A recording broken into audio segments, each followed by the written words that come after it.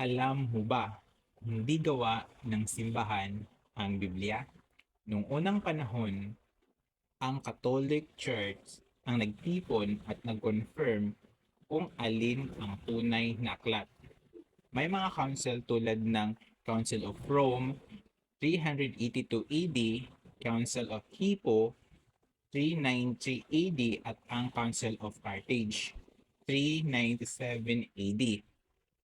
Dito kinilala at inayos ang mga listahan ng mga aklat na bumubuo sa Biblia. Kaya bago dumami ang iba't ibang grupo, may mahalagang papel na ang simbahan sa Biblia na hawak natin ngayon. Respeto sa iba't ibang paniniwala. Pero ito ang bahagi ng history na madalas hindi alam ng marami. Hindi lang lumitaw ang Biblia, may kasaysayan kung paano ito nabuo. AD or Anno Domini ay Latin na ibig sabihin Year of the Lord. Maraming historian ang naniniwala na ang crucifixion ni Jesus Christ ay nangyari bandang 30 to 33 AD. Ibig sabihin higit sa 2,000 taon na ang nakalipas. Pero hanggang ngayon, binibilang pa rin natin ang taon mula doon. Isang pangyayari na nagbago ng history. At kahit ngayon may natutunan tayo mula rito. History isn't just a dates. It's lesson in life. Alam mo ba, isa sa pinakamahalagang tao sa buhay ni Jesus, halos wala nang nagsasalita tungkol sa kanya. Siya si Joseph, ang asawa ni Mary at ang tumatayong ama ni Jesus. Isang simpleng karpentero pero napakalaki ng papel sa plano ng Diyos. Noong ipinanganak si Jesus, si Joseph ang nagprotekta sa kanila. Siya ang nagdala kay Mary papuntang Bethlehem at tumakas papuntang Ehipto para iligtas ang bata.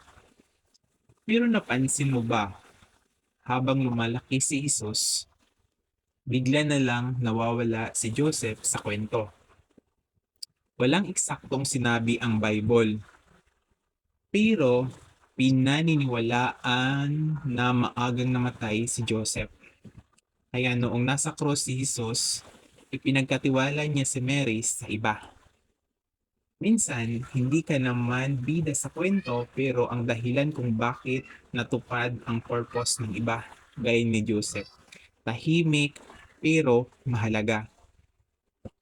Kung naniniwala ka na hindi kailangan maging sikat para maging mahalaga, follow mo ako sa mga ganitong kwento. Ganito lang ka-simple. Ang Diyos sinasamba. Ang mga santo iginagalang. Si Mama Mary ay may espesyal na paggalang. Hindi siya sinasamba pero hindi siya katulad ng ibang santo. Kasi si Mama Mary ay ina ni Jesus Christ. Kaya mas mataas ang paggalang sa kanya. Pero ang pagsamba ay para lang sa Diyos. Ngayon, alam mo na, tanong ko sa'yo, alam na ba to ng karamihan?